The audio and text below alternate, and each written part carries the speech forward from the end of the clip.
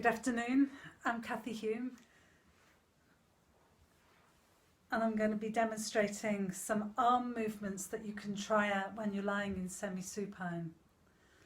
Semi-supine is an Alexander technique practice where you lie on the floor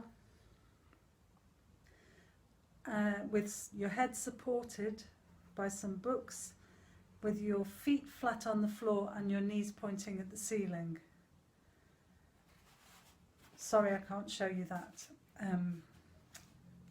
but I want to show you arms today.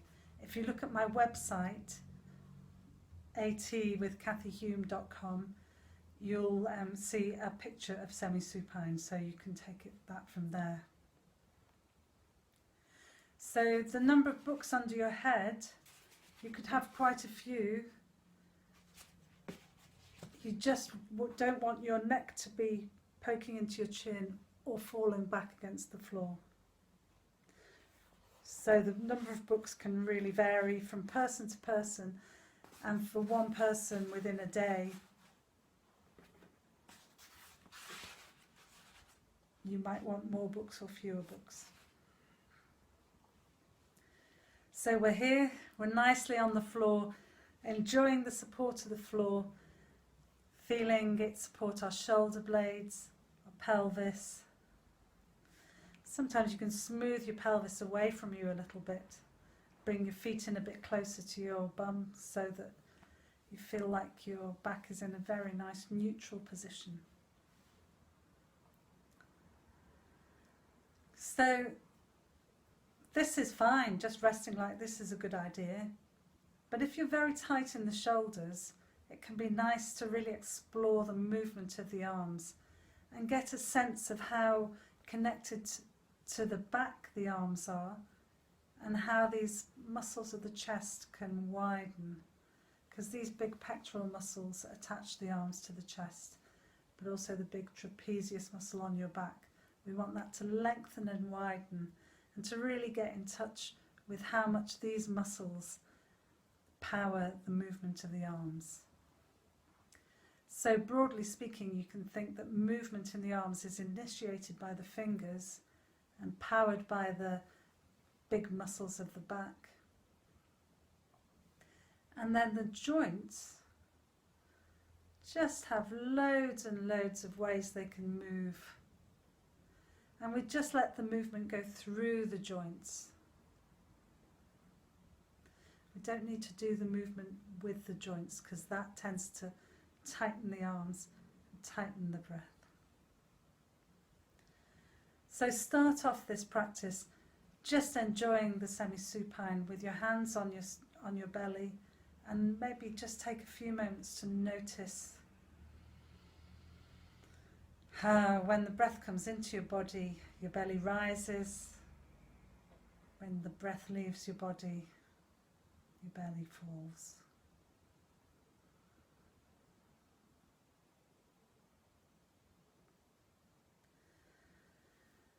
Have the thought that your back can widen against the floor,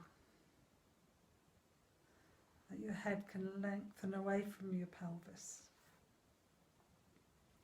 And these are just thoughts.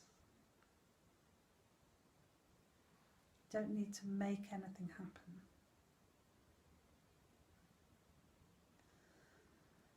Now we're going to picture a puppeteer, and he's got strings attached to our fingertips. So we're just letting the puppeteer let our fingers rise, but our elbows are very much still stuck to the floor. And we can take a moment and enjoy the looseness in the elbows. So the movement goes through the elbows, but it's not done with them. And then imagine the puppeteer raising the strings. So again, your shoulder and your elbows allow the fingertips to lift up towards the ceiling.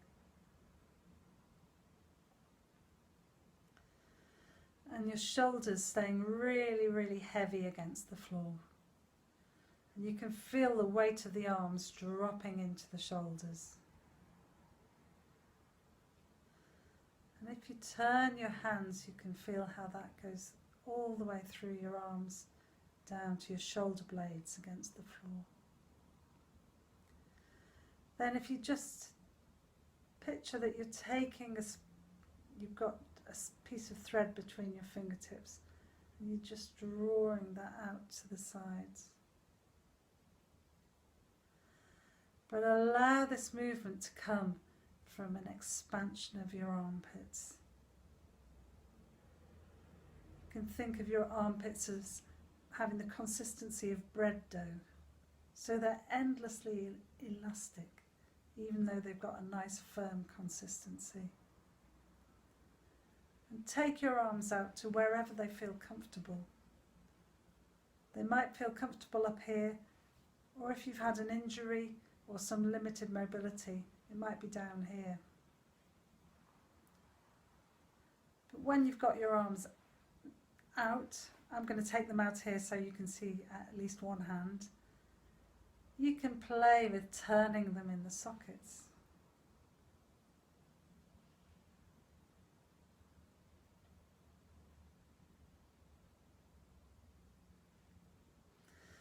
You might expand your armpits a little bit more. And see what it's like to turn the hand in the socket there.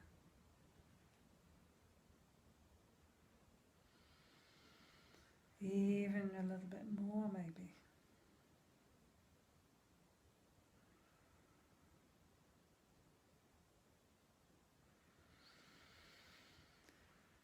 And when they come back down, you can think of them coming back down around this space in the armpits.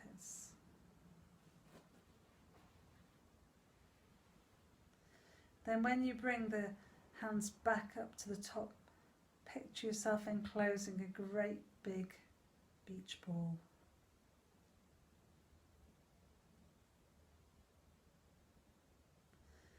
And you can put your thumbs together and just let your arms expand.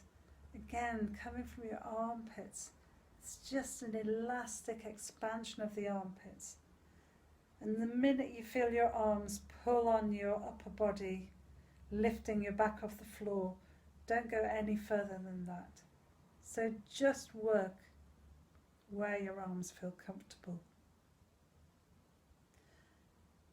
If you have something behind you, you can let the backs of your hands rest against that, just to enjoy the stretch a bit more.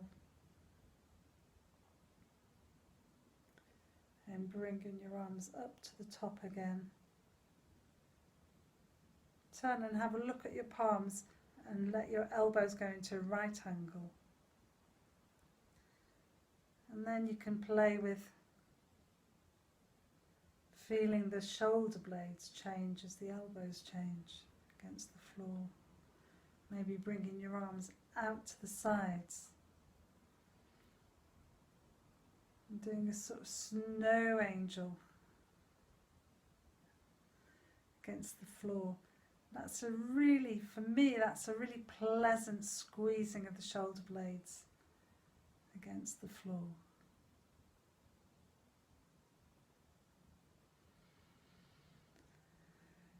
And then as I bring the arms back down to my sides, I'm still picturing this big space in my armpits that my elbows come round. Bringing my arms back to my belly. And then I'm going to come up off the floor by looking with my head, turning my head, lying one arm down the side of me, the way I'm turning, that arm is going to lie beside me. Then I'm going to use this arm to push myself up, to come up to all fours. So I'm not going to lift my head off the blocks, because that will undo loads of the good work that we've already done. Please look at the other videos on my website and the other blog posts. Thank you.